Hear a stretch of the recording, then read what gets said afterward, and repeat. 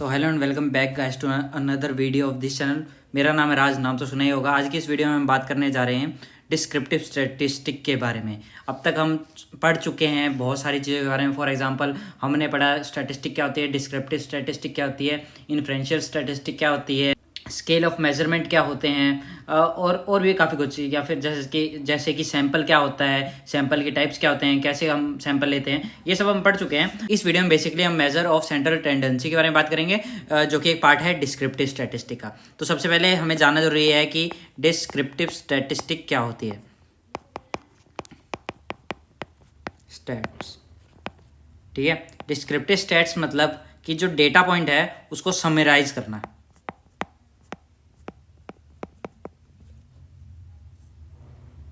Summarise the data मतलब कि जो एक, जैसे कि मैंने आपको एग्जांपल दिया था बहुत पहले कि अगर मान लो विराट कोहली की एवरेज है 50, है ना। अब अगर आपको विराट कोहली की ग्रेटनेस बतानी है कि विराट कितना ग्रेट है, तो इसको बताने का बहुत तरीके हैं। पर एक ये होगा कि आप उसके मैच बताओ, कितने मैच खेले हैं उसने। अराउंड समथिंग अराउंड 250 वनडेज खेले हैं। अब उसके सारे रन मारो, बताओ कि इसमें एक में 100 में मारे, एक में 2 मारे, एक में 50 मारे, एक में 100 मारे, फिर 100 मारे, क्या कहते हैं 147 मारे, फिर 10 मारे। ऐसे करके अगर आप बताने जाओगे तो आप पूरा दिन बीत जाएगा, आप विराट कोहली ग्रेटनेस नहीं बता पाओगे। तो वहाँ पे हम क्या करते हैं, एक सिंपल से क्या करते हैं, इन सब स्कोर्स का एक एवरेज ले लेते हैं। तो उससे मान लो विराट कोहली का एवरेज आ गया 51 का, कि विराट कोहली ने अब तक के अपने करियर में 51 की एवरेज से रन मारे हैं। तो इससे हम बाकी प्लेयरों के साथ उसको कंपेयर कर सकते हैं। तो ये क्या है कि इस पूरे जितने भी सारे डेटा पॉइंट्स हैं इनको डिस्क्राइब कर रहे हैं हम सिर्फ एक पॉइंट से। तो इस तरह किसी भी डेटा को समराइज करना डिस्क्रिप्टिव स्टैटिस्टिक में आता है। अब बात आती है कि इसके कुछ पार्ट होते हैं डिस्क्रिप्टिव स्टैटिस्टिक के, जो कि होते हैं पार्ट्स ऑफ स्टैट्स, ठीक है।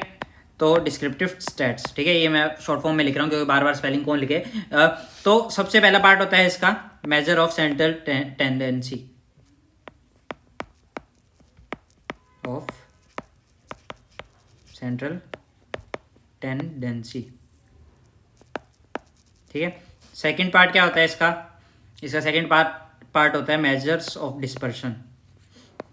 ये सब मैं बताऊंगा, चिंता करने की बात नहीं। पहले आपको ये टॉपिक क्या क्या है इसमें ये पता होना चाहिए। ये डिस्क्रिप्टिव स्टैट्स के पार्ट्स हैं ये सारे। अभी इनको सारों एक्सप्लेन किया जाएगा कि क्या है क्या नहीं है, ठीक है। ये क्या होता है, मेजर ऑफ डिस्पर्शन, समझ ही रहे हो। डिस्पर्शन मतलब क्या, फैलाव, ठीक है। और उसके अलावा क्या होता है, मेजर्स ऑफ सिमेट्रिसिटी,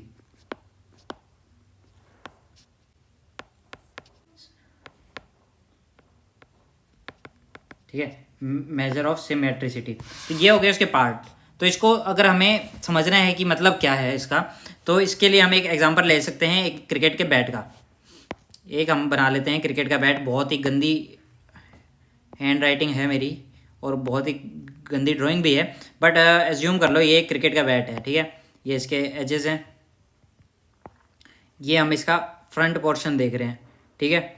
अब क्रिकेट का बैट है, बहुत गंदा बैट है मेरे को पता है, पर एक बार समझने के लिए काफ़ी होगा। तो अब इसमें जो इसका ये है ना कि इसका हर क्रिकेट के बैट का कोई ना कोई सेंटर होगा कि यहाँ पे ये संतुलित है। इसको हम as a centre of mass ले सकते हैं।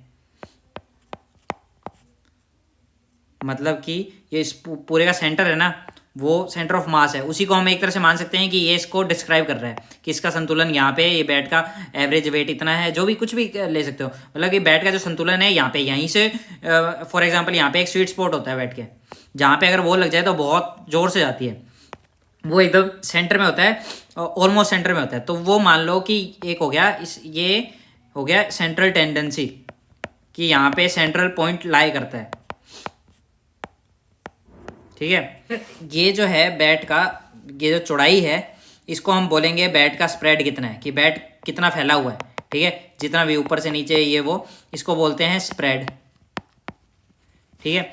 अब इस बैट के एक शेप है, इसको हम बोलेंगे सिमेट्रिसिटी में, ठीक है। ये जो शेप है ये पार्ट हो गया सिमेट्रिसिटी का। मतलब ये सारा मैं आपको आगे और अच्छे से एक्सप्लेन करूंगा, बट अभी के लिए समझने के लिए समझ लो कि ये जो बैट है इसकी जो एक जगह है जो स्वीट स्पॉट है वो उसका सेंटर ऑफ मास है, यानी वो उसको हम रिप्रेजेंट कर सकते हैं एज ए सेंट्रल टेंडेंसी कि बैट का सारा जो जोर है यहीं पे है। यहाँ पे अगर बॉल आएगी बहुत तगड़ी जाएगी। स्प्रेड हम देख सकते हैं बैट कितने में फैला हुआ है, और शेप मतलब ये बैट का आकृति क्या है, ठीक है। ये तो ऐसे आप तुम कर सकते हो, या फिर इसकी जगह सिर्फ वाटर बोतल का भी एग्जांपल ले सकते हो तुम। बहुत सारे एग्जांपल है, जैसे कि वाटर बोतल है, इसका कोई ना कोई तो एक सेंटर ऑफ मास होगा। यहाँ पे ये बीच का जो पार्ट है ये इसका सेंटर ऑफ मास है, या इसको बोल सकते हैं सेंट्रल टेंडेंसी, ठीक है। फिर ये जो है मतलब यहाँ से लेके यहाँ तक जो है ये इसका स्प्रेड है, ठीक है। और जो इसका पूरा साइज है ये इसकी वो है, क्या कहते हैं, शेप है, मतलब इसे हम बोल सकते हैं सिमेट्रिसिटी। तो कुछ इस तरह से तुम समझ गए होगे अब तक कि मेजर ऑफ सेंट्रल टेंडेंसी में हम क्या पढ़ते हैं कि सेंट्रल पॉइंट कहाँ लाई करता है, ये सब समझते हैं कि अगर ये बैट है इसका सेंट्रल पॉइंट क्या है, अगर विराट कोहली का हमको स्कोर निकालना है तो उसका एवरेज कितना होगा, ये सब जो है सेंट्रल टेंडेंसी में आ जाता है। मेजर्स ऑफ डिस्पर्शन में ये आ जाता है कि जो पॉइंट्स है वो कितने फैले हुए हैं, उनके बीच में स्टैंडर्ड डिविएशन क्या है, उनके बीच में वेरिएंस क्या है, वेरिएंस स्टैंडर्ड डिविएशन, वो सब आपको वापस बताया जाएगा, ठीक है। अभी आगे एक्सप्लेन किया जाएगा वेरिएंस क्या है, स्टैंडर्ड डिविएशन क्या है, ठीक है। तो अभी के लिए इतना समझ लो। अभी एक काम करो, इसको भूल जाओ। अगर तुम्हें ये समझ आया तो ठीक है, अगर नहीं समझ आया तो एक बार के लिए इसको भूल जाओ। तो सबसे पहले मेजर्स ऑफ सेंट्रल टेंडेंसी की एक जो है डेफिनेशन होनी चाहिए। डेफिनेशन क्या है कि कोई सेंट्रल वैल्यू जिसके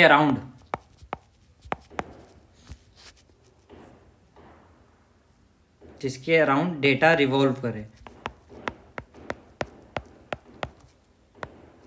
ठीक है, वो होता है कोई भी एक सेंट्रल वैल्यू जिसके अराउंड सारे डेटा के पॉइंट्स जो हैं वो रिवॉल्व कर रहे हैं। अगर इसको हमें लिखना है तो हमें कुछ इस तरह से लिख सकते हैं कि a value around which there is a tendency of data revolving around concentrated around, मतलब कि कोई ऐसी वैल्यू जिसके अराउंड सारे डेटा पॉइंट्स जो है, मतलब कोई एक वैल्यू है, ये ढेर सारे डेटा पॉइंट्स हैं, ठीक है, कुछ यहाँ है, कुछ यहाँ है, यहाँ है एक सर्कल में। तो ये जो मिडल वैल्यू है ना, या फिर मिडल वैल्यू बोलना गलत रहेगा, बट एक ये जो है इस डेटा पॉइंट के आसपास ही ये सारे पॉइंट्स हैं, है ना।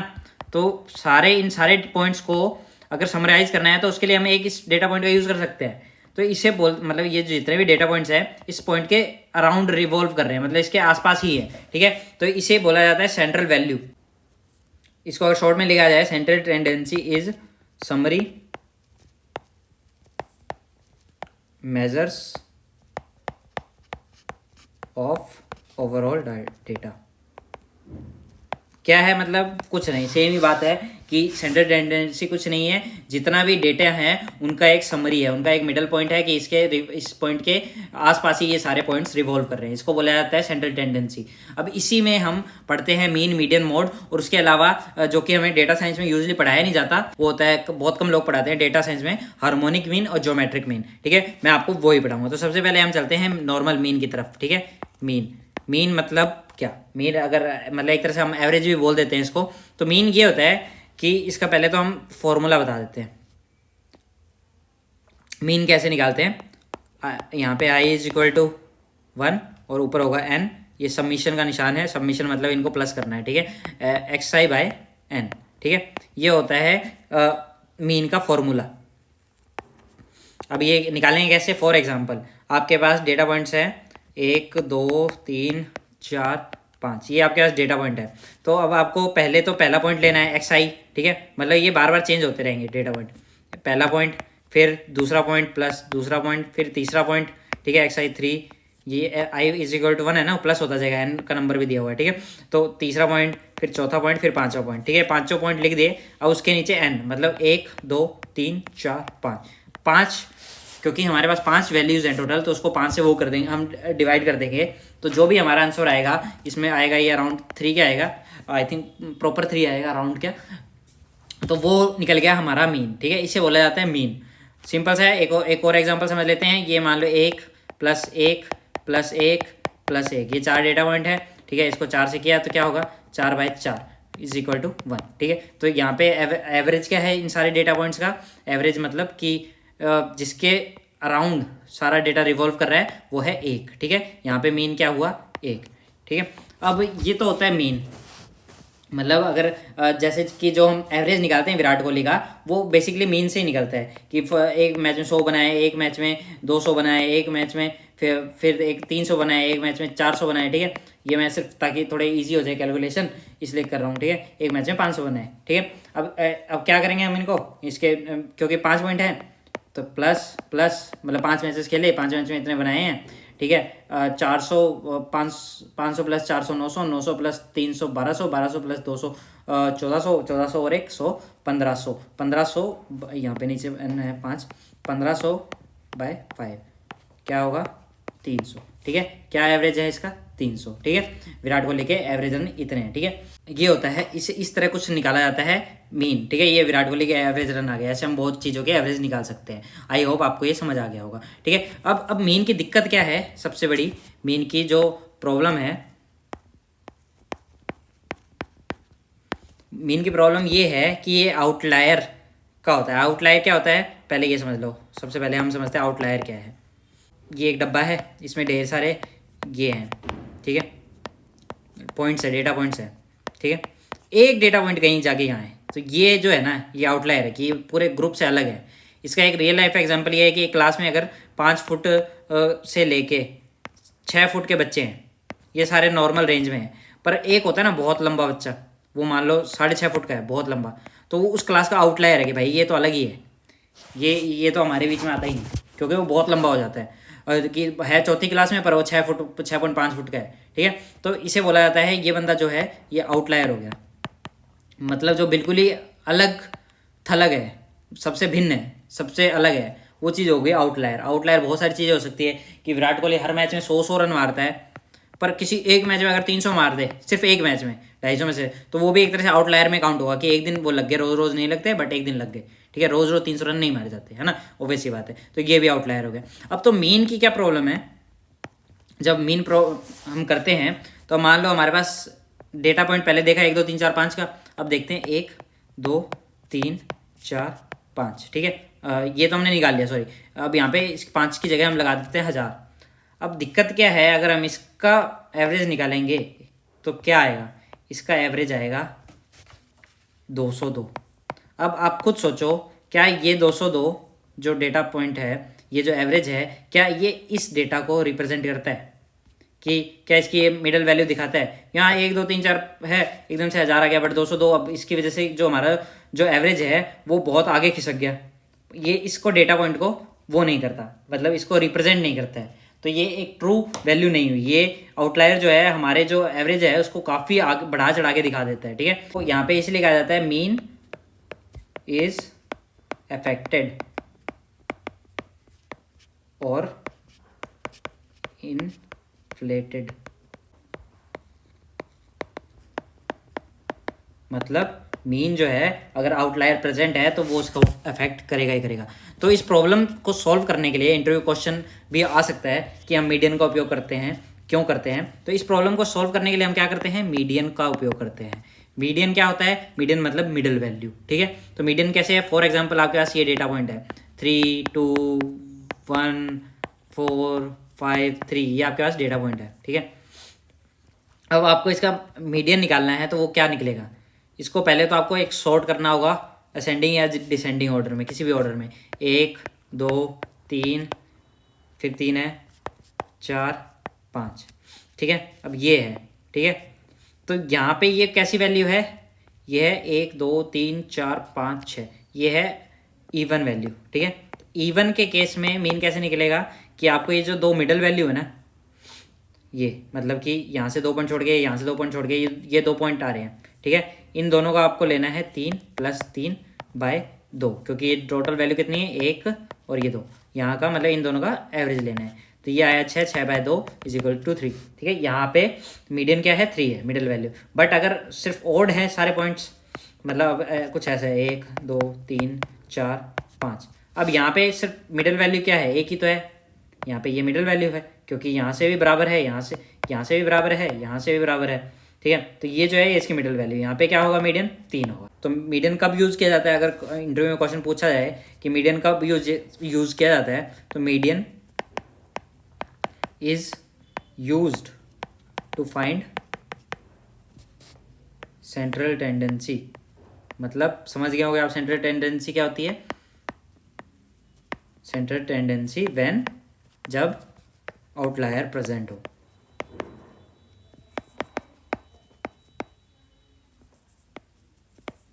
ठीक है। तो मीडियन कब यूज किया जाता है, जब हम मीन नहीं निकाल सकते क्योंकि वहाँ पे आउटलायर है, तो हम मीडियन का उपयोग करते हैं। इसको अगर और अच्छे से बताना हो तो क्या है, मीन क्या है, mean is arithmetic mid value of data. Arithmetic मतलब कि प्लस हो रहा है ना वहाँ पे, तो वो अरिथमेटिक है, मतलब वहाँ कुछ मैथ्स लग रही है। ठीक है। और मीडियन क्या है, मीडियन इज फिजिकल,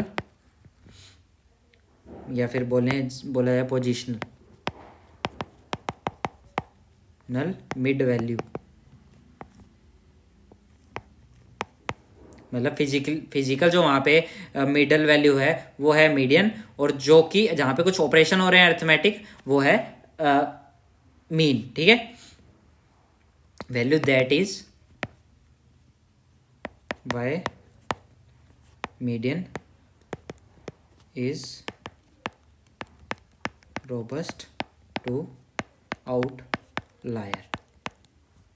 ठीक है। तो इसका वापस से एक बार मैं बता देता हूँ कि मीन जो है, क्योंकि वहाँ पे प्लस हो रहा है, डिवाइड हो रहा है, ठीक है, बहुत सारी चीज़ें हो रही है, तो वो एक अरिथमेटिक मिड वैल्यू है पॉइंट्स की, डेटा पॉइंट्स की। फॉर एग्जांपल 1 2 3 4 और ये 100,000 है, इसकी जो मिड वैल्यू है अरिथमेटिक वो है 202। ठीक है। यहाँ पे प्लस किया, पहले इनको प्लस किया, फिर इनको डिवाइड किया 5 से, तब जाके ये 202 आए। बट मीडियन क्या है, 1 2 3 4,000। ठीक है। अब यहाँ पे जो मिडल वैल्यू है वो है मीडियन।